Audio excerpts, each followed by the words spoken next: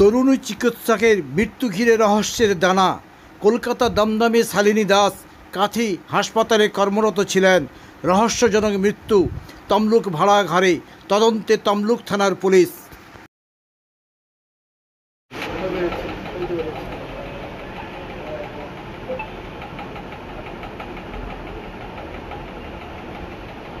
এইবার আমাদের অফিসে চলে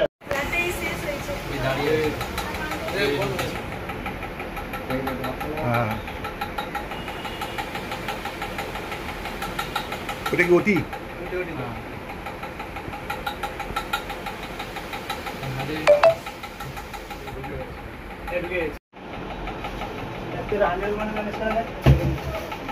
চ্যানেলটা কোথায় করা আছে? ওই ওর কাছে অসুস্থ পড়ে গ্যাস হচ্ছে একটা প্ল্যানিং অনলাইন কিছু হয়। উনিও তো ডাক্তার, ডাক্তার ঠিক ঠিক ঠিক। হ্যাঁ,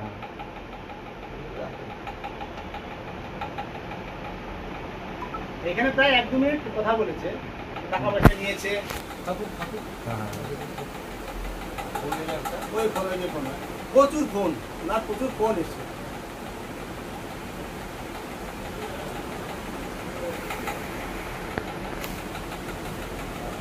জানু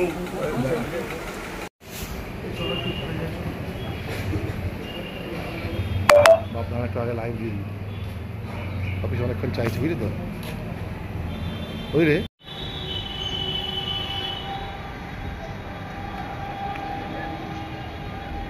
চ চ চ।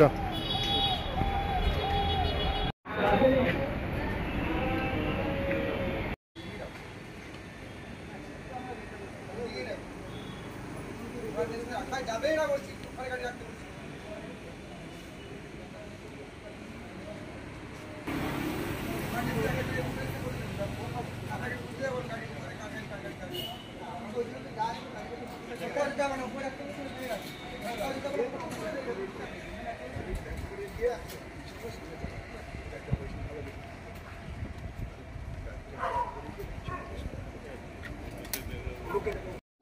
আমার নাম প্রদীপ বেরা। ম্যাডাম এসেছিলেন, নর্মালি এসেছিলেন, বাসেই এসেছিলেন। ওটি ছিল একটা, ওটিতেও উনি নর্মালি আছেন। ওটি অ্যানাস্থেসিয়া দিয়েছেন। অ্যানাস্থেসিয়া দেওয়ার পরে উনি বললেন আমার ওটিটা তো আমি পুরো থাকতে পারবো না, অন্য জায়গায় ওটি আছে, আমাকে বেরিয়ে যেতে হবে। এবার উনি অ্যানাস্থেসিয়া দেওয়ার পরে আমাদের ওটি চালু হয়ে গেছে। উনি বললেন আমি তাহলে চলে যাচ্ছি, আমার অন্য জায়গায় ওটি আছে। উনি বেরিয়ে গেছেন। নর্মালি যেভাবে এসেছিলেন নর্মালি বেরিয়েই গেলেন। হ্যাঁ, কথা হয়েছিল। বললো তাহলে আমি বেরিয়ে যাচ্ছি, ওটিটা তাহলে হোক, আমি বেরিয়ে যাচ্ছি। তারপর ম্যাডাম, আমি বললাম তাহলে ঠিক আছে, সাবধানে যাবেন। ম্যাডাম বললো হ্যাঁ ঠিক আছে। স্বাভাবিকই এসেছিলেন, স্বাভাবিকও নিজেই হেঁটে হেঁটে স্বাভাবিকই বাসে গেছেন। কোনো চ্যানেল ছিল না। তারপর কখন জানতে পারলে? ওই একটা দিকে খবরটা দেখলাম। খারাপ তো লাগছে, ম্যাডাম সকালে একজন এসেছিলেন ওটি করতেন, এবার হঠাৎ যদি দেখি মারা গেছেন তাহলে খারাপ তো লাগবেই না। কষ্ট হচ্ছে, খারাপ তো লাগছে।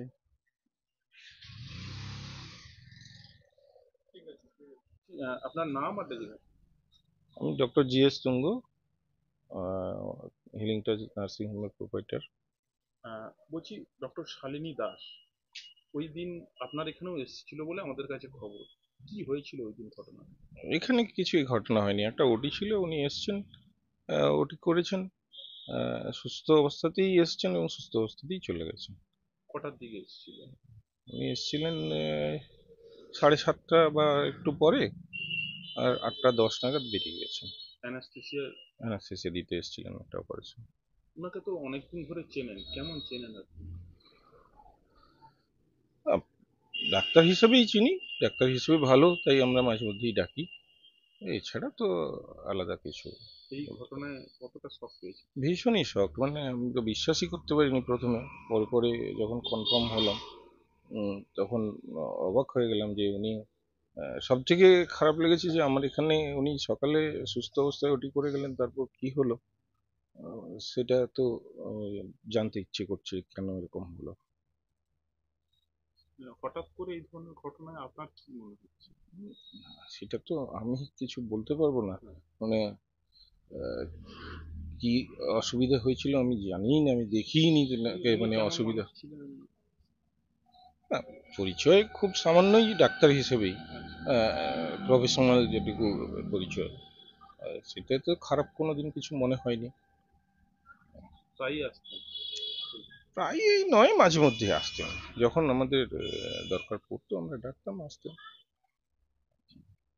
কেক আর পেস্ট্রিতে জিবে জল সপারি, ওয়াও আশাতে লাজবাব নিউ বিদ্যুৎ বেকারি, টিপটপ টিফিনে और हैप्पी पार्टी নিউ বিদ্যুৎ বেকারি, মানডে টু সানডে ছোট বড় সবার পছন্দ একটাই, নিউ বিদ্যুৎ বেকারি প্রতিদিন চাই চাই, না না না না না, নিউ বিদ্যুৎ বেকারি।